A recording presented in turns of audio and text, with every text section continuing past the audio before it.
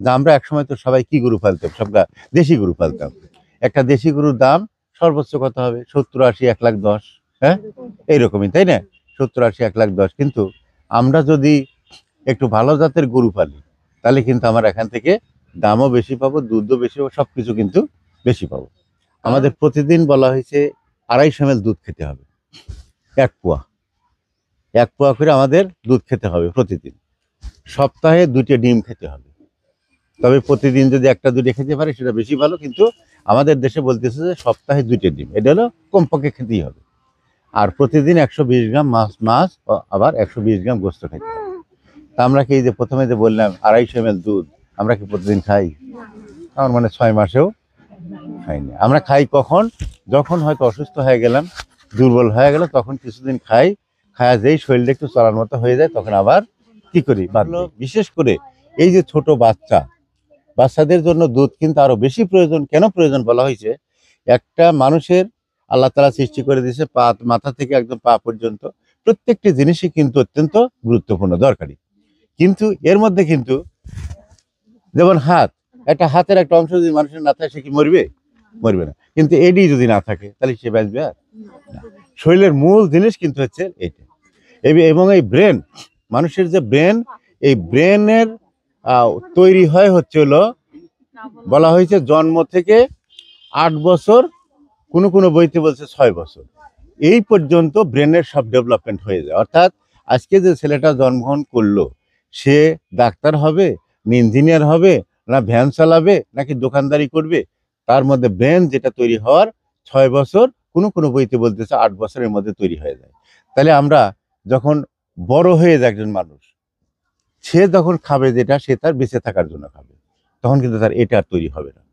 যার জন্য আমরা যে বলি 250 মিলি দুধ খাওয়া দরকার, ডিম খাওয়া দরকার, মাছ গোস্ত যেটা হিসাব বললাম, যে আমরা যদি বাড়িতেই যদি একটা গাভীর থেকে যদি আমার 10 লিটার দুধ তৈরি হয়, তাহলে কিন্তু 1 লিটার দুধ যদি রেখে আমরা অল্প অল্প মিশে সবাই খাই, অথবা আজকে 3 জন খেলো, কালকে 3 জন খেলো, তখন কিন্তু আমরা এই জিনিসটা করতে পারবো। এখন এই যে 10 লিটার 12 লিটার যে গাভীগুলো তৈরি করা, একটা 10 লিটার 12 লিটার দুধ দেওয়া গাভী ক্রয় করতে গেলে মিনিমাম আপনার 160-70 থেকে 1,60,70 থেকে 2 লাখ টাকা লাগবে। কারণ 2 লাখ টাকা দিয়ে কি একসঙ্গে, অনেকেরই কিন্তু আমাদের সামর্থ্য নেই অত টাকা দিয়ে কিনার, আছে নাই। কিন্তু খুব সহজেই এই জাতটা কিন্তু তৈরি করা যাবে, খুবই সহজে। সেটা কিভাবে? যেহেতু আমার দপ্তর কৃত্রিম প্রজনন, আমি এই জন্য একটু বলে রাখি বিষয়টা, যে আপনার বাড়িতে দেশি গাভী আছে, দেশি গাভীতে ফিটে আসলো, তাই না? গরম হলো, গরম হওয়ার পর আমরা কি করব? কল দেই না, অথবা সার দেই, তাই না? আমরা কখনোই সার দেওয়ার জন্য যাবো না। আশেপাশে কিন্তু এই এলাকায় বেশ অনেকেই সার দেয় 200-300 টাকা নিয়ে বীজ দেয়। কিন্তু ভুলেও আপনারা অফিসের বীজ ছাড়া নেবেন না। কেন নেবেন না? কারণ আমাদের এই অফিসের যে বীজগুলো, এই বীজগুলো হলো অত্যন্ত উন্নত মানের বীজ। আপনি কি করলেন? অফিসের সাথে যোগাযোগ করলেন, আমার দেশি গাভীটা গরম হয়েছে, তখন সে কিন্তু এসে একটা বীজ দিবে না? বীজ দেওয়ার পরে আপনাকে, বীজ যখন দিয়ে গেল, একটা নির্দিষ্ট সময় পরে কি পাবো? আমরা একটা বাছুর পাবো না? কদিন পরে বাছুরটা পাবো? 10 মাস 10 দিন, 9 মাস 10 দিন, না 9 মাস 10 দিন, 9 মাস 10 দিন। যেমন এই কথাটাও কিন্তু আগে আমরা শুনতাম 10 মাস 10 দিন, না বলি না? এখন অনেক আমাদের মায়েরা বলে না যে 10 মাস 10 দিন? আসলে 10 মাস 10 দিন না, এটা হলো 9 মাস 10 দিন পেটে থাকবে, তারপর আমরা বাছুর পাবো। এখন যদি বাছুরটা হয়, এর বাছুর হবে না, বকনা বাছুর হবে, তাই না? দুটের যেটাই হোক না কেন, এই বাছুরটার মধ্যে কিন্তু পার্সেন্টেজ থাকবে অর্ধেক অর্ধেক। মায়ের থাকবে অর্ধেক, বাবার থাকবে অর্ধেক। তার মানে পুরা এই জাতটা কিন্তু চেহারা, ছবি, গায়ের রং সবকিছু মিলে বিদেশি রঙের একটা বাছুর তৈরি হয়ে যাবে। সেটা কিরকম দেখতে? সাদা কালো মিশানো, তাই না? পৃথিবীর মধ্যে সবচেয়ে বেশি দুধ দেয় যে গরুটা, সেই গরুটার নাম হলো কি? এই ফ্রিজিয়ান বলে, ফ্রিজিয়ান।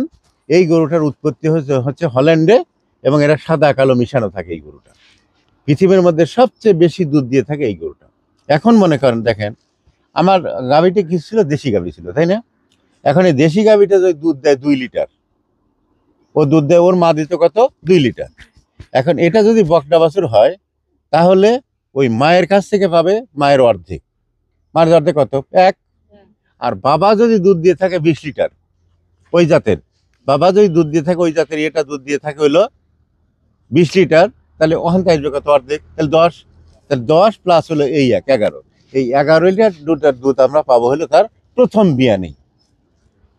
এবং এই বাছুরটা এই বকনাটা যখন আবার হিটে আসবে, হিটে আসার পর যখন আমরা যদি বীজ দেবো ওই বিদেশি জাতের বীজ যদি আমরা দিয়ে দেই, তাহলে দেখবেন যে এ দুধ দিল কত 11, আবার ওই এর জাত দিত দুধ দিত কত 20, তাহলে 20-এর অর্ধেক 10, আর এই 11 অর্ধেক 5.5, কত 15.5 হয়ে গেল।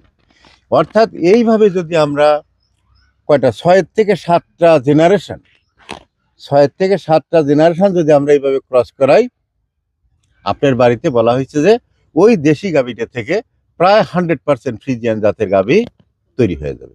এবং এটা সময় লাগবে সর্বমোট কত 7-8টা বছর। 7-8টা বছরের মধ্যে দেখবেন যে আপনার বাড়িতে চমৎকার চমৎকার বকনা এবং ইয়ে তৈরি হয়ে গেছে আর কি।